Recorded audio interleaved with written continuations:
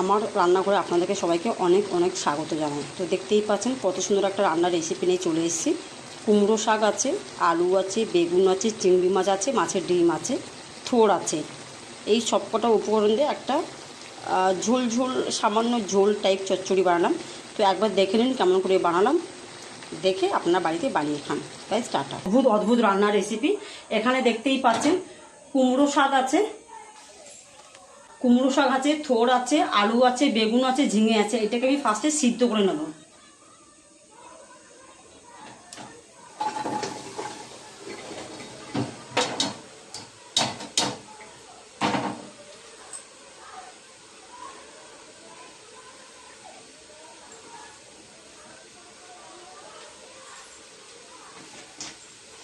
পরিমাণ মতো নুন দিয়ে দিলাম যাতে আর তরকারিতে দিতে না হয়।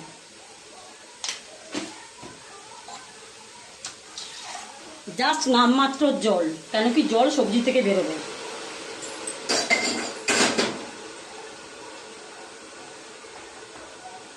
পরিমাণ মতো হলুদ,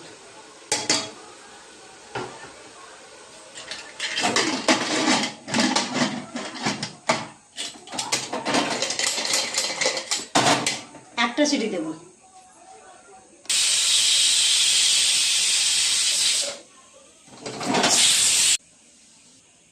সো গাইস, কড়াই গরম হয়ে গেছে। এখানে বেশি তেল দেব না। কালো জিরে ফোড়ন,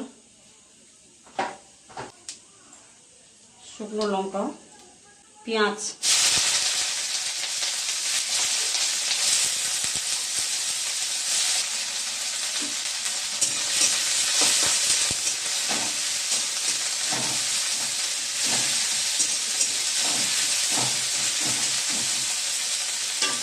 এদিকে দেখুন চিংড়ি মাছ আর মাছের একটু ডিম ছিল, সেই ডিম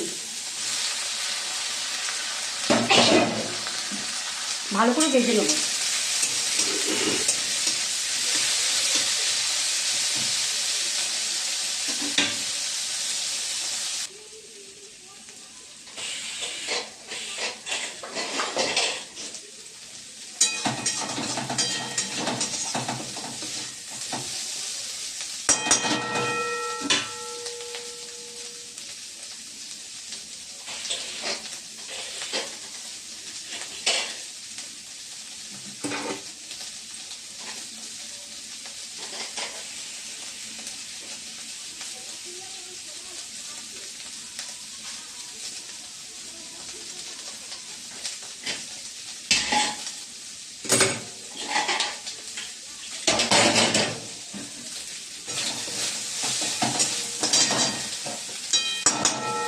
দেখছেন গাইস, চিংড়ি মাছটা পুরো ভাজা হয়ে গেছে।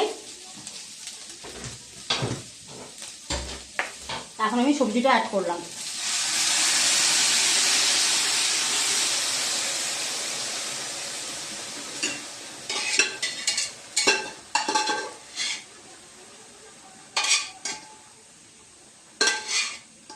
একটু চিংড়ি মাছের গন্ধ গন্ধ পেলে গাইস, আমার মেয়ে তো থোড়টা খেয়ে নেবে, তাহলে ওর থোড়টাও খাওয়া হলো, চিংড়ি মাছটাও খাওয়া হলো। তো এটাকে আমি একটু চচ্চড়ি মতন বানিয়ে নেবো, দেখতে পাচ্ছেন না?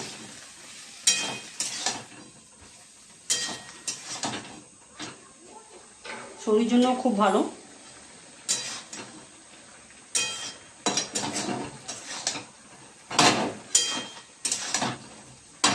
কত কম তেলে রান্না হয়ে গেল, কত টেস্টি টেস্টি রান্না।